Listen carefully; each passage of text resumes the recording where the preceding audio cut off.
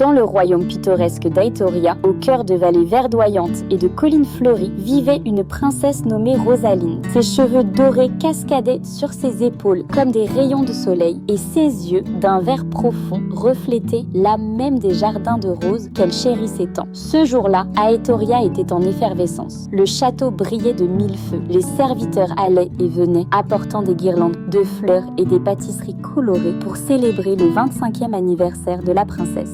Malgré l'effervescence, un voile de tristesse enveloppait Rosalinde. Assise devant son miroir, elle observait la courbe de son sourire, décelant une mélancolie grandissante. Rosalin, soupirant, le temps, peu importe combien je tente de l'ignorer, il glisse entre mes doigts. Lilia, sa jeune sœur aux boucles brunes et aux joues roses, entra dans la chambre en bondissant. Lilia, Rosalin, regarde ce que j'ai fait. Elle tend un dessin représentant les deux sœurs, main dans la main. Rosalin, souriant avec tendresse. Oh Lilia, c'est magnifique, tu te sens grande, n'est-ce pas? Lilia, fière. J'ai 25 ans, comme toi maintenant. On va faire la fête et tu seras la plus jolie de tout le royaume. Rosalin, caressant les cheveux de sa sœur. Merci ma petite. Tu sais toujours comment illuminer ma journée. Va prévenir les autres que je suis prête. Alors que Lilia s'éloignait en chantonnant, un reflet étrange attira l'attention de Rosalinde dans le miroir. Une silhouette sombre apparut derrière elle. Princesse Rosalin. Rosalin, se retournant brusquement. Qui êtes-vous? La femme dans le miroir sourit, sa voix résonnant comme un murmure ancien. Sibi, je suis Sibi. Je vous observe depuis longtemps, princesse. Vous craignez la perte de votre jeunesse, n'est-ce pas? Rosalin, hésitante. Je ne comprends pas. Sibylle, le temps est cruel pour ceux qui chérissent la beauté, mais il n'a pas à vous voler votre éclat.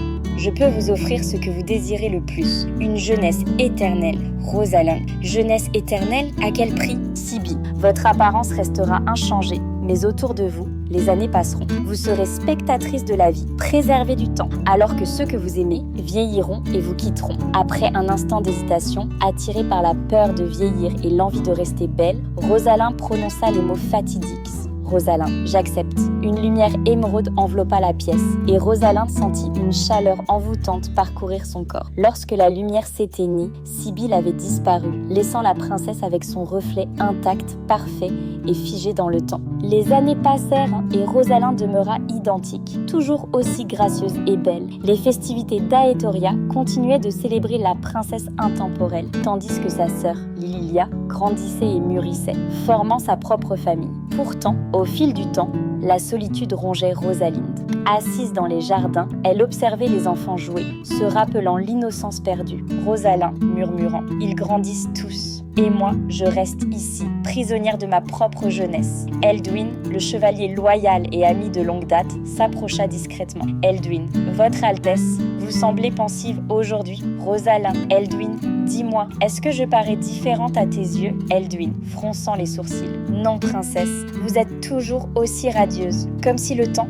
n'avait pas de prise sur vous.